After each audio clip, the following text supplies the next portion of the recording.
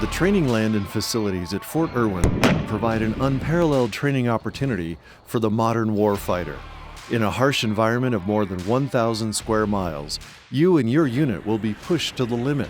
The intensity and realism you experience here provides world-class training that will prepare you for whatever you might face next. Ever since being designated the National Training Center in 1979, Fort Irwin has taken great pride in training the force in a way no place else can. This opportunity comes with a responsibility, however. We need you to comply with all range and environmental regulations so that Fort Irwin is able to meet current and future training requirements. The desert's a very different world, and you need to watch out for some things while you're here. Several offices at Fort Irwin are here to help. There's the Integrated Training Area Management, or ITAM program. These professionals develop and provide map products that you'll need in the training area. They also repair land impacted by training. If you encounter training land conditions that impede your mission, let ITAM or range operations know so that ITAM can take the necessary actions. The ITAM program offers a variety of sustainable range awareness products. Soldier field cards, like this one, provide a handy reminder of your responsibilities in the field and provide the contact numbers you might need. The Directorate of Public Works Environmental Division will also be there to help out. As wide open and rugged as Fort Irwin may first appear, it's really a fragile ecosystem. The Environmental Division has some rules to help you train effectively while safeguarding the desert. These rules keep Fort Irwin in compliance with federal and state laws, as well as Army regulations. For example, when the desert soil gets torn up from off-trail driving, it creates safety and health hazards. So when the mission permits, stay on existing trails and obey speed limits. Another reason to stay on the trail, the desert tortoise has made this harsh place its home for a long time. The soils and plants get crushed if you go off-road, and this destroys the tortoise's habitat. For a number of reasons, populations have declined to the point where the tortoise is now listed under the Federal Endangered Species Act. But here's where those environmental folks can help out. Let's say you're driving down a trail and you see a tortoise at risk of getting run over. Right away, report your location to range operations. They'll contact the environmental office. A biologist will come to the site, record some information about the tortoise, and move it out of harm's way. Until they get there, someone needs to keep an eye on the tortoise so it doesn't get injured or go missing. Even if you're really careful, there's still the possibility of unintentionally injuring or killing a desert tortoise during training.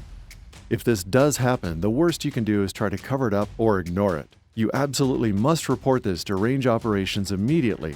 The environmental folks are trained to deal with this situation, so let them help. You won't get in trouble for reporting an accident, but the punishment for not reporting or intentionally harassing a tortoise is steep, up to a $50,000 fine and 1 year in jail. There's another thing we can do to help the desert tortoise. Ever since we've been around here, the coyotes and ravens have had a population explosion. They don't have any real predators anymore, and they love picking through our trash. The problem is that coyotes and ravens love to eat tortoises. We need you to do a good job of policing up your areas as you go. Trash and recycling collection points are located at critical places downrange and in the cantonment. Make sure the coyotes and ravens can't get to the trash. They can make a real mess for you to clean up. Half-eaten food draws them like magnets. Make sure your supplies, even unopened boxes of MREs, are stored where coyotes and ravens can't get to them. While we're talking about desert animals, there are some you definitely want to avoid. A rattlesnake may or may not rattle to let you know it's there and doesn't want to be bothered. Controlling trash and garbage will reduce rodents in your life support areas, and that means you'll be less likely to attract rattlesnakes. Remember, all of the wildlife at Fort Irwin is protected, so leave the animals alone. People have lived here for hundreds of years and left their mark in some pretty amazing ways. This rock art is one example. There's a big difference between that ancient rock art and graffiti. You may be tempted to leave your mark somewhere downrange, but don't. You may find yourself scrubbing it off.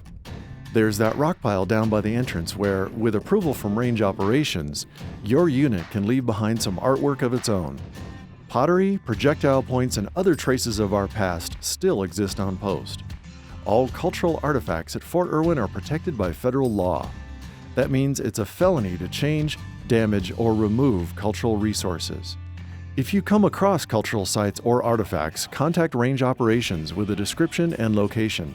They'll handle it from there.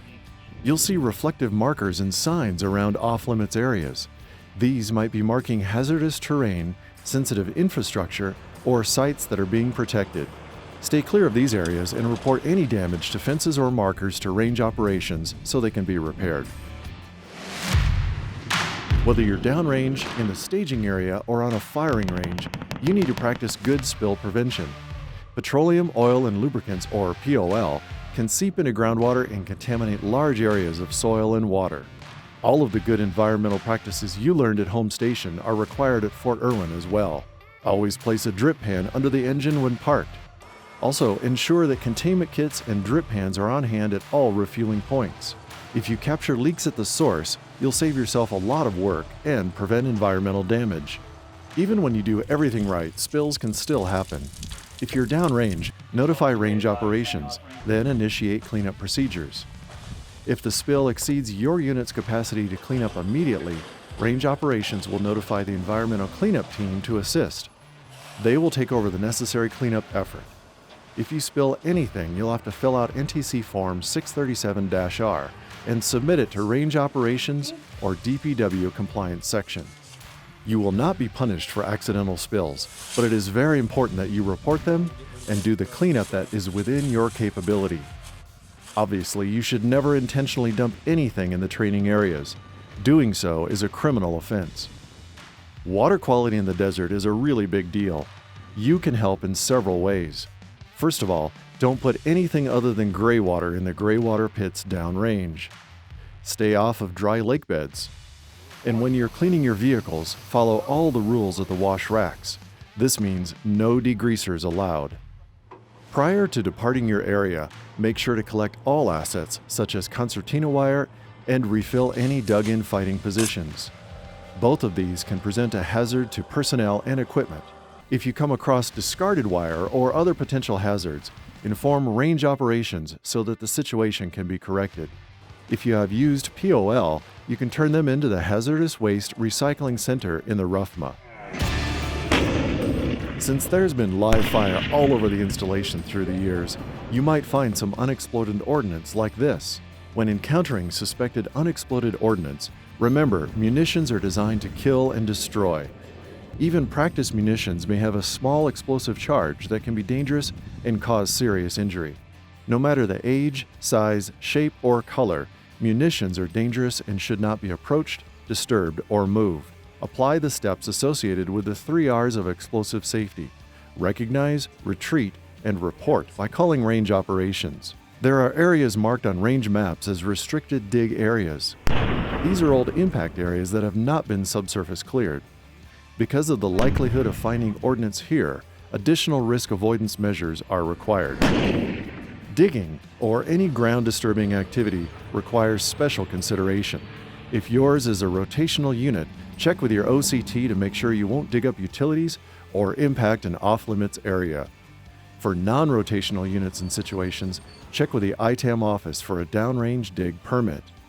While you're in the field here, stay out of any old mines you might come across, and always keep an eye on the terrain. The desert can hold lots of surprises that could ruin your training time. When you come back from the field, you can deposit any unused ammo in these amnesty boxes.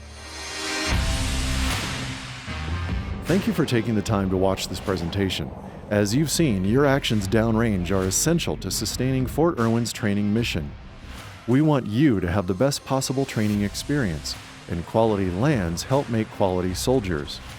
With your help, Fort Irwin and the National Training Center will continue to train the force far into the future.